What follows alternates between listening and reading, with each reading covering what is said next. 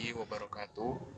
Selamat malam teman-teman dan selamat malam Ibu dosen pengampu mata kuliah Teori Belajar Universitas Negeri Surabaya Fakultas Matematika dan Ilmu Pengetahuan Alam Program Studi S1 Pendidikan Biologi. Nah, di sini izinkan saya untuk mempresentasikan tentang penerapan teori pembelajaran sosial Albert Bandura dalam pembelajaran biologi.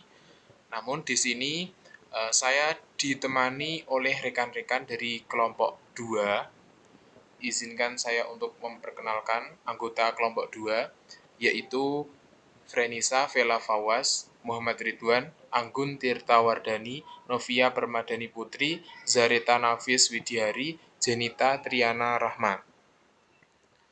Nah, pendahuluan, biologi adalah ilmu tentang kehidupan, di mana sangat perlu pemahaman konsep dan praktik.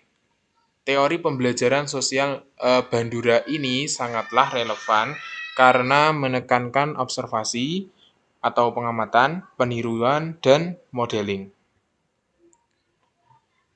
Selanjutnya, konsep teori Bandura.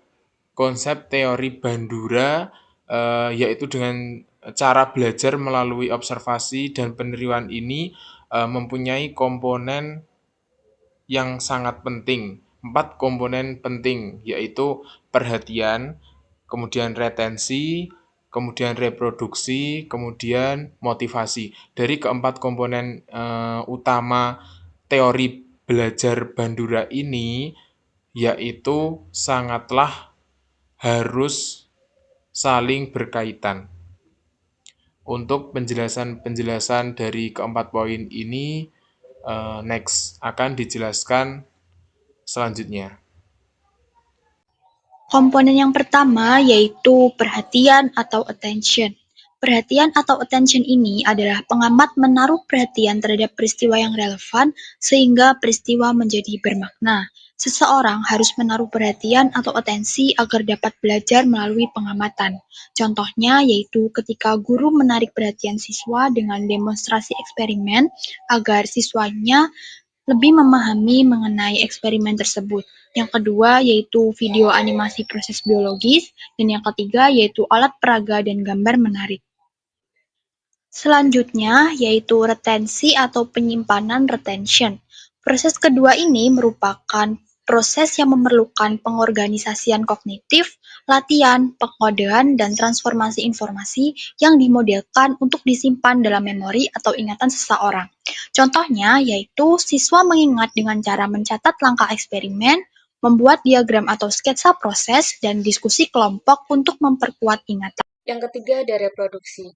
Pada tahap ini, siswa diberi kesempatan untuk mempraktikkan kembali pembelajaran yang sudah dipelajari.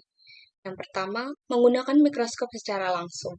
Siswa menggunakan mikroskop secara langsung untuk melihat objek yang nyata. 2. Melakukan eksperimen fotosintesis atau respirasi. Melakukan eksperimen fotosintesis atau respirasi untuk membuktikan konsep yang sudah dijelaskan. Yang ketiga, menyajikan hasil pengamatan di depan kelas. Menyajikan hasil pengamatan di depan kelas sebagai bentuk latihan komunikasi ilmiah. Tahap ini membantu siswa memperkuat pemahaman dengan cara praktik langsung, bukan hanya sekedar teori. Yang selanjutnya ada motivasi. Guru memberikan penguatan positif untuk meningkatkan semangat belajar siswa. Bentuk motivasinya bisa berupa 1. Pujian, sebagai penghargaan yang sederhana. 2. Nilai tambahan, untuk mendorong siswa lebih aktif ke depannya. Yang ketiga, sertifikat mini atau pengakuan kelompok terbaik, agar siswa merasa usaha mereka dihargai. Tahap ini penting karena motivasi akan membuat siswa lebih antusias, percaya diri, dan siap menghadapi pembelajaran berikutnya. Strategi penerapan di kelas biologi. Yang pertama, modeling guru dengan cara demonstrasi eksperimen. Yang kedua, peer modeling, yaitu siswa memperagakan ulang. Yang ketiga, media visual, yaitu guru menampilkan video, gambar, dan juga animasi. Yang keempat, simulasi dan role play, yaitu guru menggunakan organ tubuh dalam menjelaskan. Yang kelima, penguatan positif, guru memberikan reward untuk siswa. Manfaat penerapan yang pertama memudahkan pemahaman konsep abstrak, yang kedua mengasah keterampilan psikomotorik, yang ketiga meningkatkan partisipasi siswa, yang terakhir menumbuhkan kerjasama dan motivasi belajar. Di sini saya akan menjelaskan tentang materi contoh kasus nyata dari penerapan teori pembelajaran sosial Albert Bandura dalam pembelajaran biologi. Jadi, contoh kasus nyata penerapan teori pembelajaran sosial Albert Bandura dalam pembelajaran biologi itu seperti seorang guru yang menjelaskan materi sistem peredaran darah, lalu guru tersebut menunjukkan sebuah video simulasi peredaran darah di tubuh. Setelah guru menunjukkan sebuah video simulasi tersebut, guru memerintahkan para siswa untuk membuat model jantung sederhana dan pembuluh darah dari gabus atau kardus ataupun pipa yang menyerupai gambar jantung ataupun pembuluh darah. Kemudian, guru memerintahkan semua para siswa untuk membentuk beberapa kelompok untuk tugas mempresentasikan hasil dari tugas membuat cara kerja model sistem peredaran darah. Terakhir, setelah selesai presentasi, seorang guru memberikan feedback atau penghargaan untuk kelompok yang berhasil menjelaskan materi dengan runtut, jelas, dan baik.